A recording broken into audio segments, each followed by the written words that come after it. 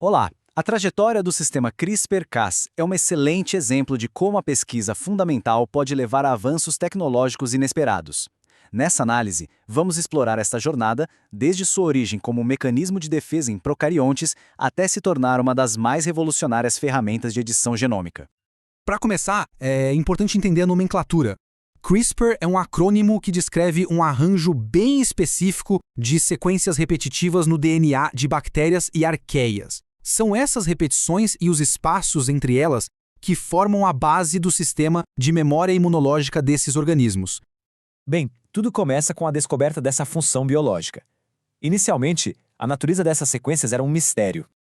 A compreensão do sistema CRISPR foi construída gradualmente. Em 1993, Francisco Mojica foi o primeiro a descrever essas sequências repetitivas. Anos depois, em 2005, um componente-chave foi identificado, o gene Cas9. O ponto de virada, entretanto, ocorreu em 2007. Foi quando a evidência experimental demonstrou que o sistema CRISPR-Cas funcionava como uma imunidade adaptativa em bactérias, protegendo-as contra infecções virais.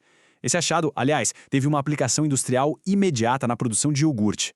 E essa citação de Eric Lander sintetiza um ponto fundamental. A tecnologia de edição genômica que temos hoje não foi o objetivo inicial da pesquisa. Ela emergiu da ciência básica, impulsionada pela curiosidade sobre biologia microbiana, o que demonstra como investigações sem um fim prático aparente podem gerar inovações disruptivas. Vamos ver então como esse mecanismo de defesa natural foi adaptado para se tornar uma ferramenta de engenharia genética. O ano de 2012 é um marco. Nesse ano, os laboratórios de Doudna e Charpentier demonstraram que o complexo sistema CRISPR/Cas poderia ser simplificado para apenas dois componentes essenciais: uma proteína com função de nuclease, a Cas9, e uma molécula de RNA guia. Essa simplificação o transformou em uma ferramenta programável e muito mais acessível para a clivagem de DNA em locais específicos. O passo seguinte foi validar a funcionalidade dessa ferramenta bacteriana em organismos mais complexos. Logo, foi demonstrado que o sistema era eficiente para editar genomas de células eucarióticas, incluindo células humanas. Esse sucesso abre um leque imenso de possibilidades para a pesquisa e, claro, para o desenvolvimento de novas terapias. Agora, vamos analisar em mais detalhes como exatamente o sistema CRISPR-Cas9 opera em nível molecular. A eficiência do sistema reside em sua estrutura de dois componentes. O primeiro é a proteína Cas9, uma endonuclease que efetua o corte na dupla fita de DNA. O segundo é o RNA guia, ou sgRNA, uma molécula sintética que direciona a Cas9 para uma sequência-alvo pré-determinada no genoma. É a programação desse RNA guia que confere alta especificidade ao sistema. Após o corte da Cas9, a célula ativa seus próprios mecanismos de reparo de DNA. Existem duas vias principais. A primeira, chamada NEHJ, é a mais comum. Ela religa as pontas do DNA, mas é um processo propenso a erros, frequentemente resultando em pequenas inserções ou deleções que inativam o gene-alvo. A segunda via, HDR, é mais precisa. Na presença de um molde de DNA exógeno, a célula pode usá-lo para reparar o corte com precisão, permitindo a correção de mutações ou a inserção de novas sequências.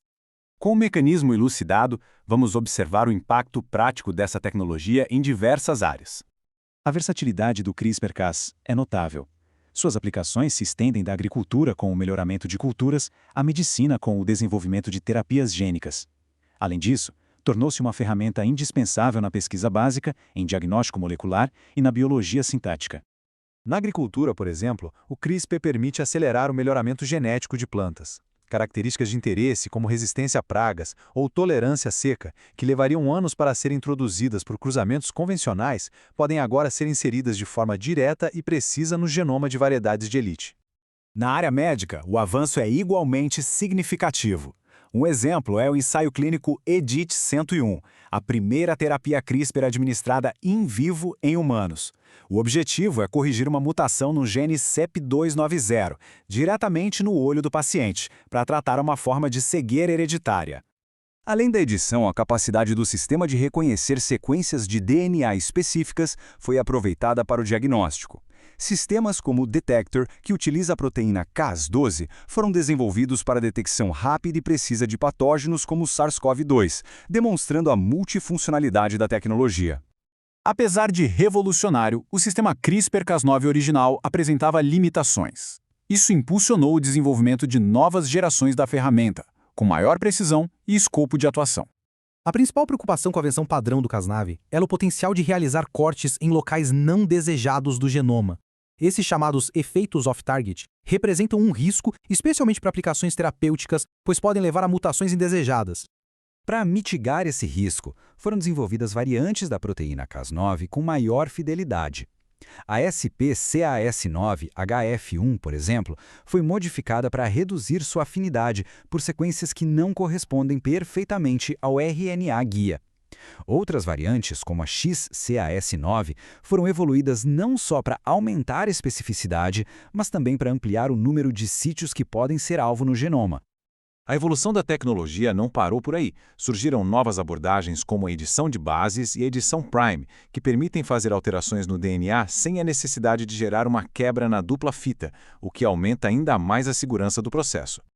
A edição de bases, por exemplo, funciona como uma espécie de borracha e lápis molecular, convertendo quimicamente uma base de DNA em outra no local desejado. Essa tecnologia tem um potencial terapêutico enorme, já que mutações de ponto único são responsáveis por cerca de 32% das doenças monogênicas conhecidas. Já a edição Prime é ainda mais versátil. Ela utiliza uma Cas9 modificada para cortar apenas uma das fitas de DNA, acoplada a uma enzima de transcriptase reversa. O RNA-guia, nesse caso, carrega consigo a sequência corrigida, que é usada como molde para reescrever a informação genética diretamente no genoma. Isso permite a correção de mutações de ponto, pequenas inserções e deleções com altíssima precisão. Naturalmente, uma tecnologia tão poderosa suscita importantes debates éticos. A área mais sensível é a da edição da linhagem germinativa, que implica em alterações genéticas hereditárias. O caso de 2018, em que embriões humanos tiveram o gene CCR5 editado, intensificou a discussão global sobre os limites éticos e a necessidade de regulamentação para o uso dessa tecnologia. E isso nos leva à questão central para o futuro. Conforme as ferramentas de edição genômica se tornam mais precisas e seguras, a sociedade precisará discutir e definir os limites entre o uso terapêutico, para corrigir doenças, e o uso para aprimoramento genético. Essa é uma discussão complexa que envolve não apenas a comunidade científica, mas toda a sociedade.